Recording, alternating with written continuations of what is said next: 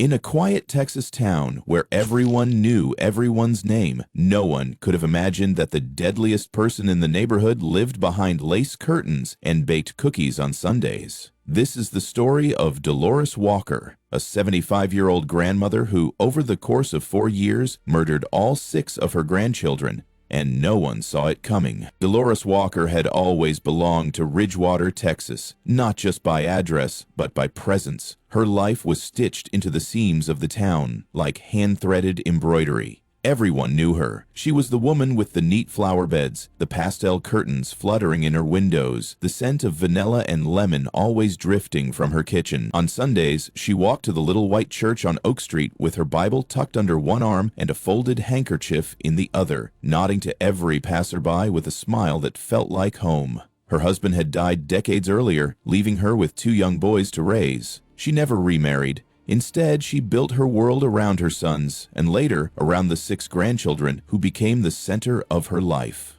Or so it seemed. People in Ridgewater used words like steady and God-fearing when they talked about Dolores. She had a routine that never wavered. Early mornings tending to her roses, mid-afternoon errands, evenings spent quilting or watching family television shows on low volume. She remembered birthdays, brought casseroles to funerals, and mailed handwritten letters at Christmas. In a town where neighbors waved from porches and left their doors unlocked, Dolores was the embodiment of trust.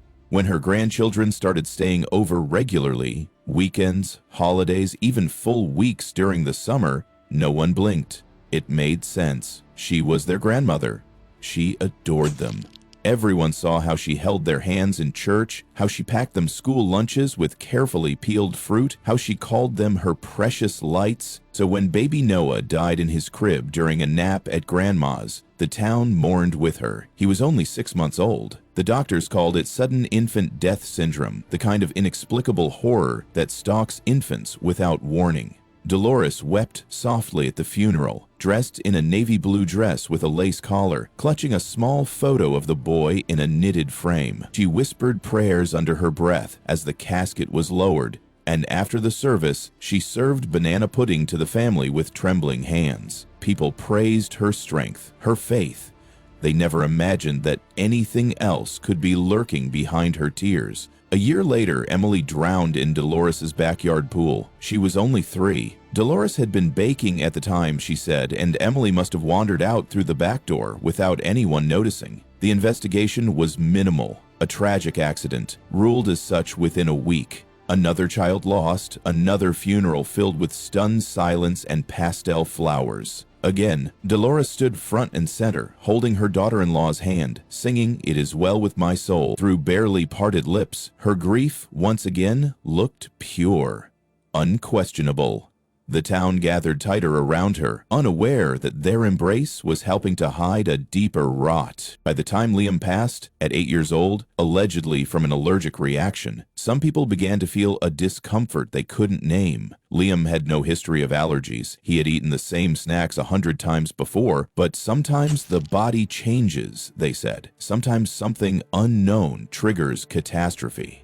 The coroner found traces of peanuts in his system. His mother swore there hadn't been any in the house, but Dolores had baked the cookies that week, and she mentioned the old bag of crushed pecans in the pantry. Pecans, not peanuts. Maybe there had been a mix-up. Maybe it was an accident. No one had the heart to say otherwise. 3 children, 3 funerals, 3 small coffins, and still no one accused. Dolores carried the sorrow like a martyr, moving a little slower, her smile weaker but still present. Her garden grew wilder. She stopped singing in church, but she never missed a service. Her sons began drifting away, tired of grief, of questions they didn't want to answer.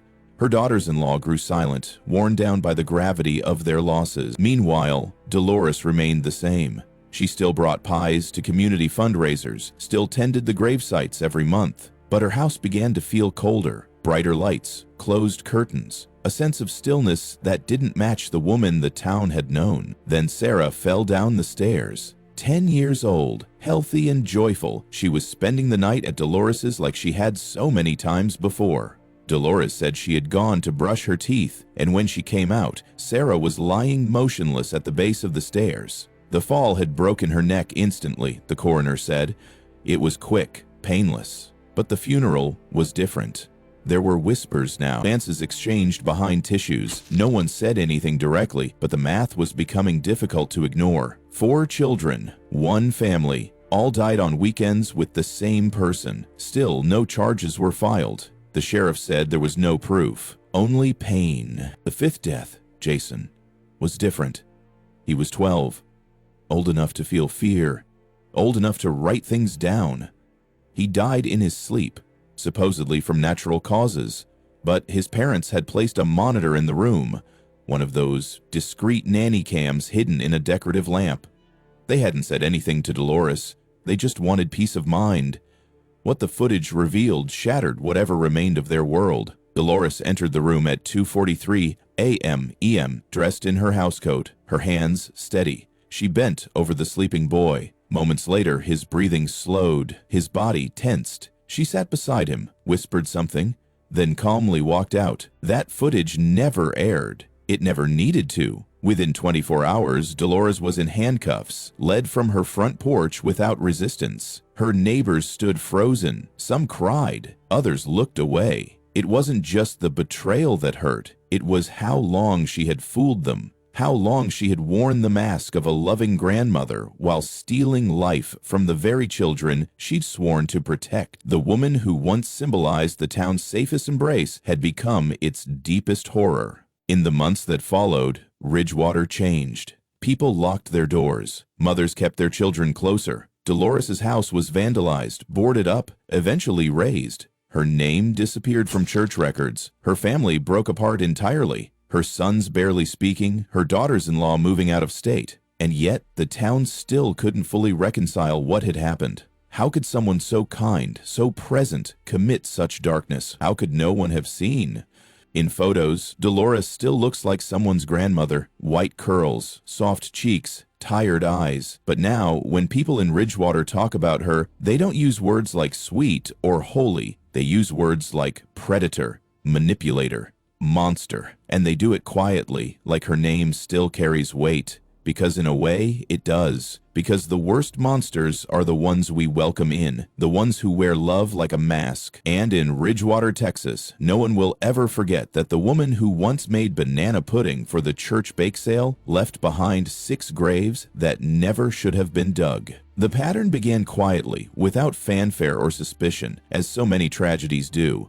Masked by grief, buried beneath sorrow, and accepted as misfortune. In early 2019, Dolores Walker welcomed her youngest grandchild, Noah James, into her home for a weekend visit. He was only 6 months old, a soft, cooing infant with wide gray eyes and a thumb he refused to let go of. His parents had been exhausted, juggling work and sleepless nights, so Dolores, as she had many times before, offered to help. She took Noah into her arms that Friday afternoon with a smile and a promise of rest for the new parents. That night, as the wind pressed gently against the windows of her home in Ridgewater, Texas, Noah was laid to sleep in a vintage white bassinet that had cradled every one of Dolores's grandchildren since birth. By morning, he was gone. The official cause was sudden infant death syndrome, SISDs. That terrifying and unexplained killer of infants that leaves parents broken and doctors helpless. There were no signs of struggle, no injury. He had simply stopped breathing. A tragedy, uncommon but not unheard of. The coroner wrote the report in practiced language, and Dolores grieved with quiet dignity. She held Noah's mother as she collapsed during the funeral. She read a poem about angels. She wore a brooch with his name etched onto a silver heart. The town rallied around her. No one questioned a thing. Why would they? A year passed. Grief settled into the corners of her family like dust no one could quite wipe away. Then, in May 2020, another weekend came, and with it, another child in Dolores's care. Emily Grace, age 3, a curious and affectionate toddler with a habit of carrying mismatched socks in her tiny backpack. She had begged her parents to swim. It was already hot that spring in Texas, and Dolores's backyard had a small in-ground pool shaded by old willow trees. Dolores told police she had been baking banana bread when she realized Emily was missing. She said she found her floating face down, silent, still, limbs splayed like a broken doll. Emergency services tried to revive her, but it was too late. Her lungs were full. No one questioned the timing. It was common for toddlers to wander, they said, common for silence to go unnoticed for just long enough. The town mourned again. Another funeral. Another poem read by Dolores in a voice quivering with what seemed like heartbreak. She wept in front of cameras held by local reporters. Neighbors brought flowers and baked goods. Emily's death was ruled an accident, a tragic lapse in adult supervision, a mother's worst nightmare, a grandmother's silent burden. By March 2021, the family had grown quieter. Holidays were subdued. Smiles were half-formed. But there were still moments of light, especially in the bright eyes of Liam Andrew, Dolores's oldest grandson, age 8. He was a sensitive boy, prone to sketching animals and writing notes to his siblings. He stayed with Dolores for spring break, while his parents visited Houston for a work trip. They left him in good hands, or so they believed. On his third day there, he began to vomit violently after eating cookies Dolores had baked. He had eaten her baking dozens of times. There had never been an issue. But this time, he went into anaphylactic shock. Dolores told 911 she had no idea what caused it. He just started gasping, she reportedly said. By the time paramedics arrived, his lips were blue. He died en route to the hospital. The medical examiner listed the cause as an acute allergic reaction, possibly from tree nuts. Liam's mother swore he had no known allergies, but the blood work supported the report. There were traces of allergens in his system, just enough to kill, but not enough to raise flags before. It was ruled a sudden, undetected allergy, the kind that can emerge out of nowhere, rare, devastating, but still within the realm of possibility. No charges were filed. No one questioned Dolores's version of events. Instead, they embraced her again, comforted her. A third coffin, a third grandchild lost on her watch, and still not a single voice of suspicion. Then came 2022. The air felt heavier that year. Whispers moved slower through town, people pausing when they passed Dolores on the street. The weight of misfortune around her was becoming hard to ignore, but still, no one said it aloud. No one dared to make the accusation that was beginning to press silently in the back of people's minds. But the family? They didn't see it. Grief has a way of blinding even the clearest eyes. It wraps around mourning hearts like fog. Dolores's sons had grown quiet and withdrawn. Their marriages were strained. The women they loved were carrying unthinkable sorrow, and Dolores was always there, offering shoulders, casseroles, and scripture. Her words were perfect. Her grief looked real. But grief is a master of disguise when wrapped in routine. The fourth death came in the autumn. Jackson Lee, 5 years old, died of a seizure in his sleep, according to emergency reports. He had stayed overnight with Dolores, like the others, and had been in good health when his parents dropped him off. By morning, he was gone. Dolores called 911 in a calm but trembling voice. She said she had gone to check on him and found him unresponsive. The paramedics reported no visible injuries, only a child whose heart had simply stopped beating.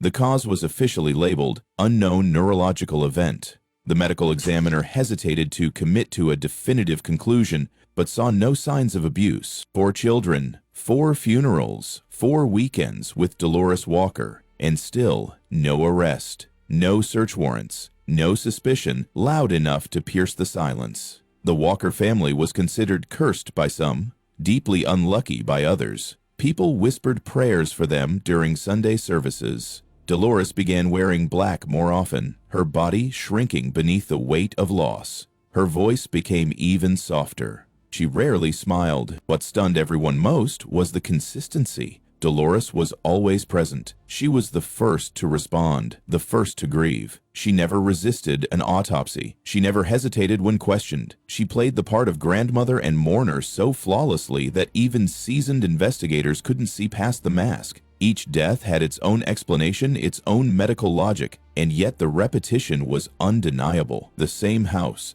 the same weekend pattern, the same quiet. Detectives began to take notice, but still they lacked proof. The local sheriff admitted later that he'd begun feeling uneasy after Jackson's death, but couldn't act on instinct alone. There were no signs of physical harm, no confessions, just a trail of dead children linked by love and proximity.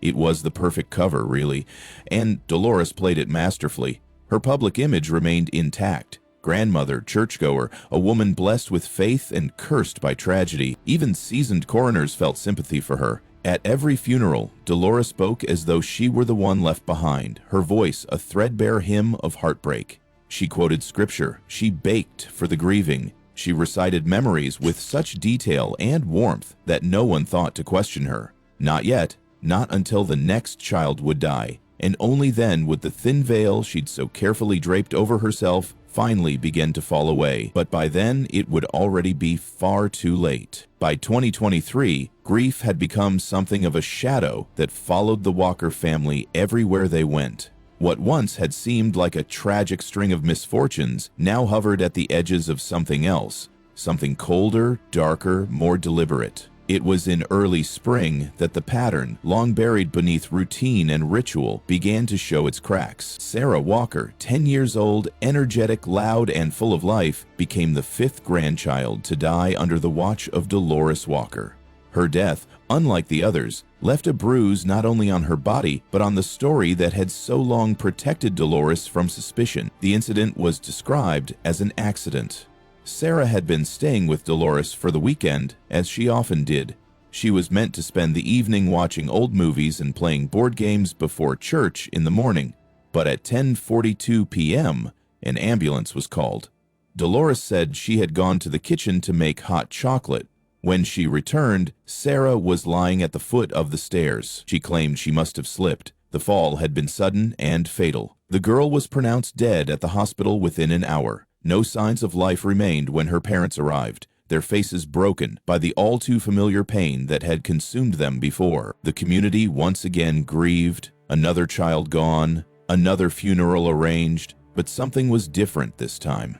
Something subtle, something slow-moving.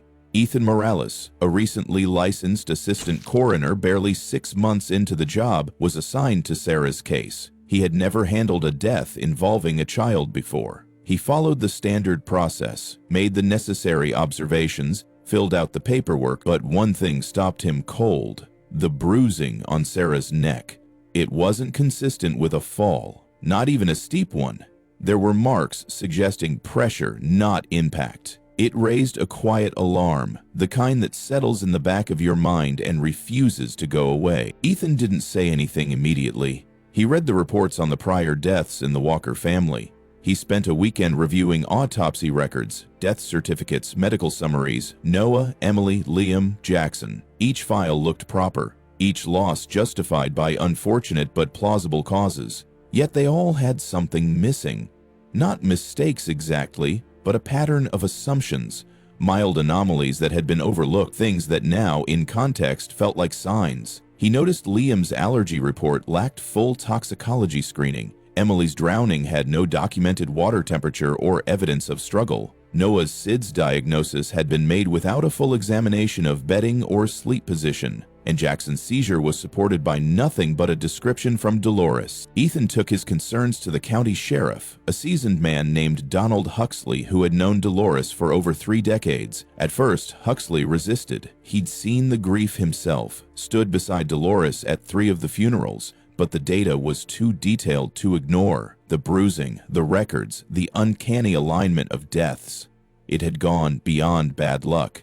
Quietly, without informing the press or even the families, the sheriff's department authorized an initial inquiry. The goal wasn't to accuse, but to confirm. If something was wrong, they needed to know. If something was happening behind the veil of prayer and casseroles, they had to see it for what it was. The first step was exhumation. With legal clearance from the county court, the bodies of Liam and Emily were unearthed for re-examination. The process was difficult, both physically and emotionally. Families weren't told the specifics. They were told that routine reviews were being conducted for medical accuracy. Only a handful of people knew the true reason. The forensic team ran updated toxicology panels, looking for compounds that might have been missed years earlier. What they found was chilling. Liam's system contained traces of diphenhydramine, a powerful antihistamine, in quantities far beyond what any standard child dosage would allow. In small amounts, it might have induced sleep. In the amount found, it could have caused fatal complications. especially if he had been given something else at the same time. Emily's case raised similar concerns. Her lungs had signs of water, but also a chemical compound present in pool cleaning tablets, again far too concentrated for casual exposure. Investigators now believed she might have been unconscious before entering the water. Meanwhile, Jackson's medical file, though not exhumed, was flagged for the vague nature of his cause of death. Every breadcrumb they followed led them closer to the same chilling conclusion. These weren't isolated tragedies. They weren't accidents. They were being orchestrated. Then came the interviews. Investigators began speaking with Dolores's neighbors, people who had long admired her roses and her soft voice, who had dropped off casseroles after each funeral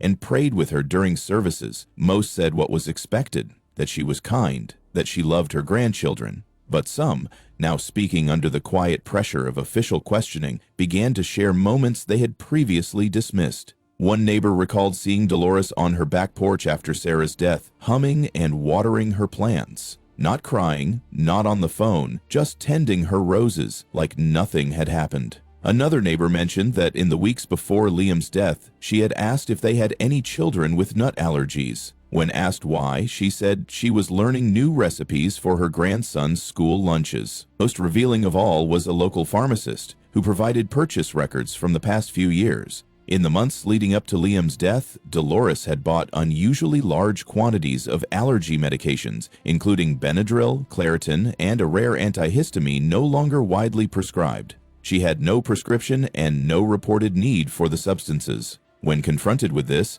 she claimed they were for seasonal allergies and donations to the church, but the dates aligned too closely with the weekends her grandchildren had died. More troubling patterns emerged. At the funeral home, where Dolores had helped plan multiple services, the same script had been followed each time. The same poem, the same photo layout, the same tablecloths and flowers. It was all too perfect, too rehearsed. This wasn't a grieving grandmother reacting to unpredictable horror. This was a woman in control of every detail, before, during, and after each death. Authorities now faced a moral and legal dilemma. They had enough to suspect, enough to investigate further, but still not enough to charge. Dolores had been careful, methodical. There was no camera footage, no direct witness to a crime, just mounting evidence, growing suspicion, and the chilling awareness that she may have done this 6 times without anyone realizing it.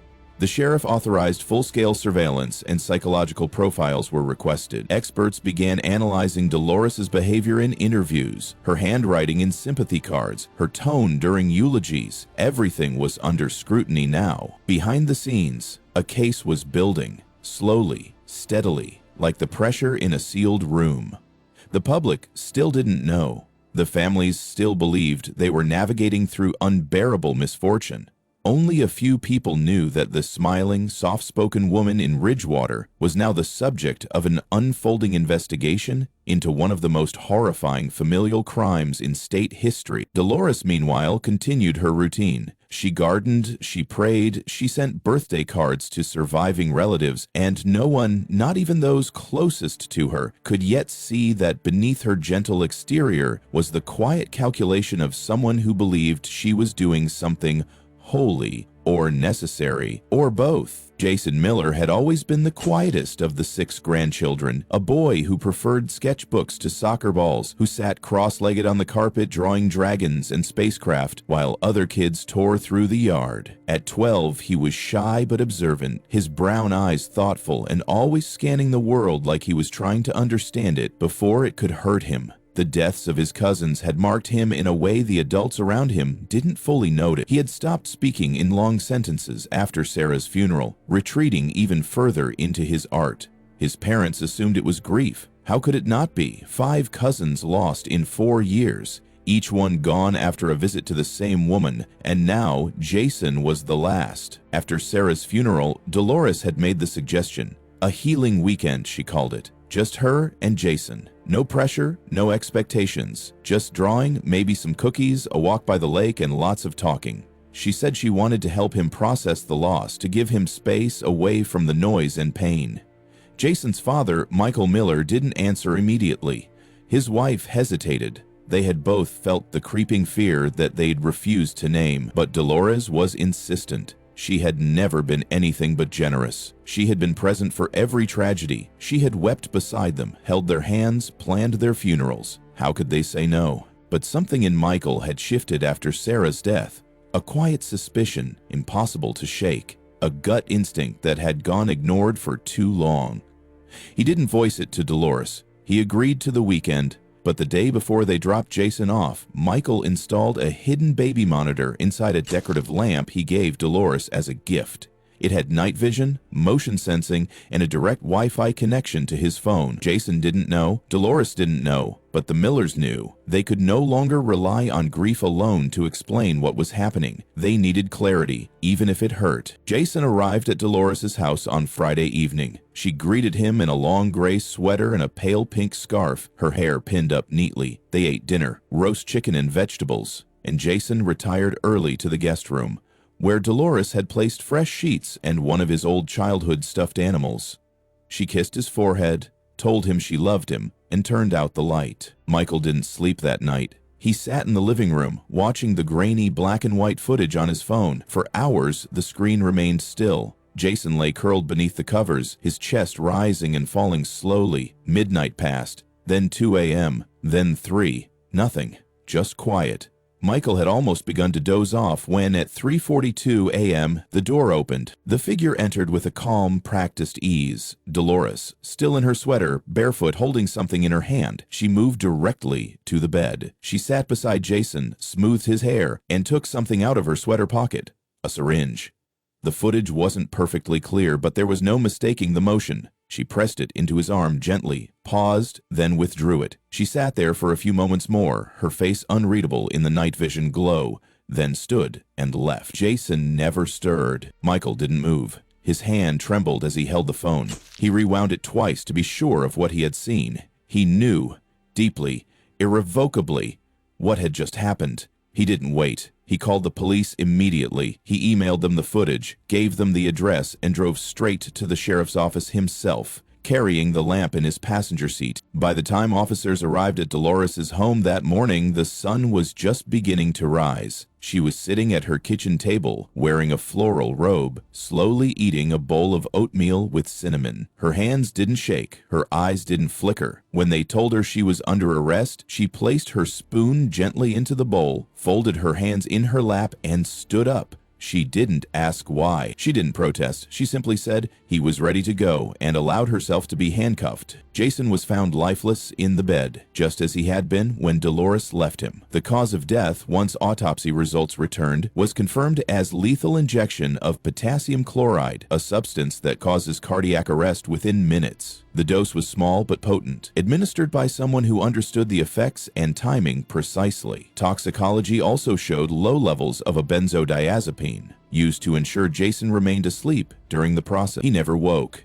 He never saw it coming. The footage served as irrefutable evidence. For the first time in 4 years, investigators had something that couldn't be explained away, something that couldn't be buried under the weight of tradition, grief, or disbelief. Dolores Walker was formally charged with 6 counts of first-degree murder. The community, stunned, didn't know how to process the fall of the woman they had once described as saintly. News spread quickly. Local television stations aired the footage, heavily redacted, alongside interviews with law enforcement and community members who now saw their former neighbor in a different light. Neighbors spoke of a woman they thought they knew. One said she remembered how Dolores used to hum while trimming her rose bushes, and how that same tune had been playing on her wind chimes the night of Jason's death. Others recalled the meticulous way Dolores handled funerals, the near-obsessive control she maintained over every candle, every prayer, every flower. A former friend admitted that Dolores once said children were too fragile for the world, and that some souls are better returned to God before they get corrupted. In jail, Dolores showed no emotion. She responded to questions with polite indifference. She refused visits from her remaining family members. She spoke only to her attorney and the prison chaplain. During her psychiatric evaluation, she admitted to the killings with a strange calm, saying she had freed them from pain, that the world had too much noise, too much poison.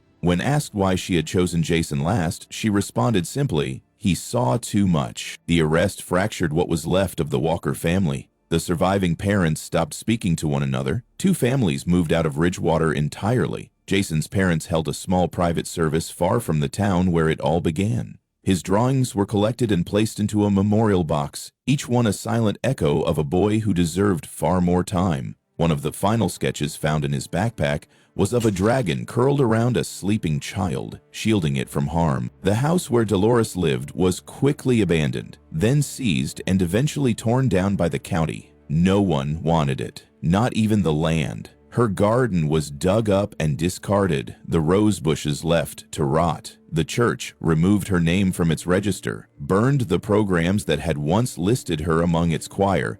For Ridgewater, the truth was a wound that would never fully heal. The woman who had once cradled infants with lullabies had, over time, orchestrated their deaths with clinical precision. She didn't scream, she didn't rage. She simply believed she knew better. And with Jason's death, she finally stepped beyond the point of silence into something that couldn't be dismissed or pitied. And so, the mask broke, not with a scream or confession, but with a quiet boy, a hidden camera, and a single syringe in the night. Inside the stark interrogation room at the county jail, with its gray concrete walls and humming fluorescent lights, Dolores Walker sat across from investigators like a woman completely at peace. Her hands rested gently in her lap, her posture relaxed, her voice unwavering. There were no tears, no trembling, no trace of confusion. She answered questions with a chilling tranquility, explaining the deaths of her 6 grandchildren with the same composure one might use to describe a recipe or a bedtime routine. She didn't deny the murders. She admitted to every one. In fact, she had expected the day would come when someone would finally see what she called the full picture. To her, these weren't crimes, they were acts of obedience. Her explanation wasn't born from malice nor vengeance, nor any of the motives that typically drive killers. Instead, Dolores spoke of visions. She said that over the years, God had visited her in dreams. In them, he showed her images of the children, each one surrounded by dark shadows, symbols of what she described as spiritual corrosion. She claimed she saw the world collapsing around them, corruption blooming in their futures like rot in fruit. Dolores believed she had been chosen, not to punish, but to save. She didn't see herself as a murderer, but as a shepherd, one who must lead the lambs away from the fire before it could consume them, and in her mind, the only path to salvation was through death. She recalled each killing with unsettling clarity. She remembered the time of day, the words spoken, the exact moment she believed their souls were released. Her tone remained gentle as she described holding their hands, stroking their hair, whispering prayers. There was no hesitation in her voice, no regret. When asked if she understood that what she had done was wrong, she replied that human law and God's law don't always align. Her eyes never dropped, her fingers never clenched. She spoke as though she was still seated in her kitchen, delivering moral wisdom over a plate of cookies. Word of her confession spread quickly, and by the time her trial began, the entire state had become gripped by the case. News outlets ran headlines describing a grandmother serial killer whose religious delusions masked a calculated pattern of filicide. The town of Ridgewater was thrown into shock. Church communities across Texas publicly denounced her interpretation of faith, while psychologists, theologians, and legal experts debated the implications of her statements on national broadcasts. But in court, there was no ambiguity. Dolores had confessed on record. The question was not whether she had done it, it was whether she had known what she was doing. Forensic psychiatrists were brought in to assess her mental state. After weeks of observation, they diagnosed her with delusional disorder and religious psychosis, a condition in which the affected person believes they are chosen by a divine force and acts upon visions or messages perceived as sacred truth. However, despite her mental health conditions, the court found her competent to stand trial. She understood the nature of the proceedings, could identify the key players in the courtroom, and was capable of communicating clearly with her defense team. She was legally sane, if spiritually unhinged. During the trial, her lack of remorse stunned even the most experienced courtroom observers. Witnesses described the unbearable tension in the air as Dolores calmly explained how she had delivered each child. Parents of the victims were seen weeping, others leaving the room altogether. One juror reportedly asked to be dismissed mid-trial due to emotional distress. The prosecutor read aloud the names of the 6 grandchildren: Noah, Emily, Liam, Jackson, Sarah, and Jason, each followed by the date of their death, each marked with a quiet in the room so deep it was as if time itself had stopped. Dolores listened, nodded, and said only that she had loved them all. The court heard from the forensic team that had reviewed the bodies, from investigators who had tracked down her purchase records, and from the family members who had once trusted her with their children's lives. The most damning evidence, beyond the confession, was the video of Dolores entering Jason's room with a syringe. That footage, seared into the memory of the jury, left no room for doubt. In January 2024, Dolores Walker was sentenced to 6 consecutive life terms without the possibility of parole. The judge, in a measured but shaken voice, described her crimes as an unforgivable betrayal masked in divine language. She was transferred immediately to the Ohio Reformatory for Women, where she would spend the rest of her life under maximum security and psychiatric supervision. Even there, she remained calm. Guards later reported that she prayed every morning at sunrise, always facing the same window, whispering names as if still holding each child's hand in memory. The courtroom verdict marked the end of a chapter, but not of the pain. For the families left behind, closure was elusive. The crimes had not come from a stranger or even a known threat. They had come from within, from the person they had trusted above all others. Dolores's home was demolished, her name erased from church records. Her image, once one of warmth and charity, was now the face of something unthinkable. And yet, she continued to believe she had done the right thing, that she had saved them. To this day, people struggle to reconcile how a woman so embedded in community, in ritual, in faith, could walk so far into delusion and never be stopped. And for those who sat in that courtroom and watched her calmly recount the final moments of 6 innocent children, the sound of her voice, the peace in it, would remain with them forever. In the months that followed the trial, Ridgewater, Texas became a town shadowed by grief and disbelief. What had once been a quiet, tightly knit community defined by church picnics, weekend fairs, and neighborly warmth was now known for something darker. A wound etched into its identity, one that would not fade with time.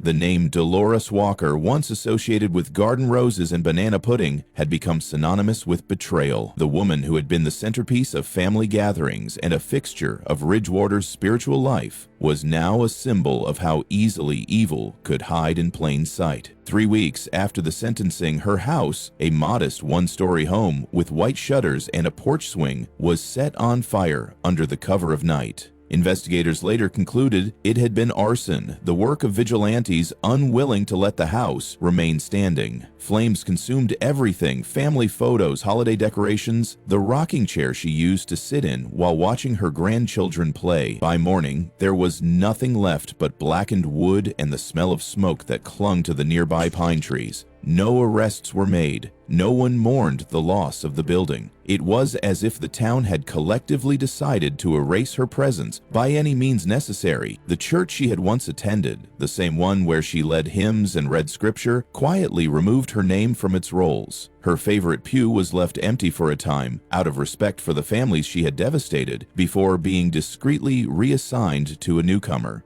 The hymnals she had donated years before were taken out of circulation. The pastor, in his next sermon, did not mention her by name, but spoke of wolves in sheep's clothing and the darkness that sometimes wears The congregation knew exactly what he meant. A silence fell over the church, one that still lingers between verses and prayer requests, as if the building itself had absorbed the sorrow. Her family, once a close and proud unit, had been broken in a way that could not be undone. The surviving parents, the ones who had trusted her with the most precious things in their lives, ceased communication with each other. Holidays passed without gatherings. Birthdays were remembered in silence. Some moved away from Ridgewater altogether, unable to drive past the places their children once played without collapsing under the weight of what had been lost. They appeared briefly on the news, gave quiet interviews, and then disappeared from public view. There was no energy left for anger. Only a numbness that settled deep like cold in the bones. No memorials were ever held for Dolores Walker. Her name was never engraved on a plaque, never spoken at a town event. If anything, her existence became something of a local taboo. But the children, Noah, Emily, Liam, Jackson, Sarah, and Jason, were remembered. Their graves, nestled at the far edge of Ridgewater Cemetery, under the shade of an old oak, became a destination not just for family, but for strangers too. Small white angels adorned each stone. Toy cars, plastic dinosaurs, stuffed bears, weather-worn but lovingly placed, lined the grass around them. Candles flickered at dusk. On anniversaries, schoolmates left drawings and handwritten letters. The graves had become sacred ground, a place of collective mourning and quiet resolve. And yet, even with her house reduced to ashes, her name scrubbed from the records, and her presence denied at every official level, the memory of Dolores Walker had not truly vanished. Townspeople still spoke of her in hushed tones. Children dared each other to bike past the empty lot where her house once stood, claiming they could hear whispers in the trees or see flickers of her silhouette in windows long gone. Some said the wind carried her voice on certain evenings, soft and cold, like a breath on the neck. Others swore they'd seen her shadow near the cemetery, standing motionless among the headstones. Whether it was imagination, trauma, or something less explainable, Ridgewater could not shake her ghost. Dolores had been expected to embody safety, faith, and care. She had been entrusted with the innocent, the vulnerable, the ones who called her grandma without hesitation. That betrayal cut deeper than any knife. It left scars not just on the hearts of those who knew her, but on the town's very soul. She had not arrived with violence. She had not stormed through the lives of her grandchildren. She had tiptoed, sang lullabies, whispered prayers, and then stole their futures in the dark. In Ridgewater today, playgrounds still echo with laughter, and the church bells still chime on Sunday. But the innocence that once blanketed the town like warm summer air has been replaced by a quiet vigilance. People lock their doors a little earlier, teachers watch their students more closely, and neighbors, while still friendly, hold a measure of distance they didn't before. The town had learned something it never wanted to know, that danger does not always look like a stranger. Sometimes it wears a kind face, sometimes it tucks children into bed, and sometimes it prays before it kills.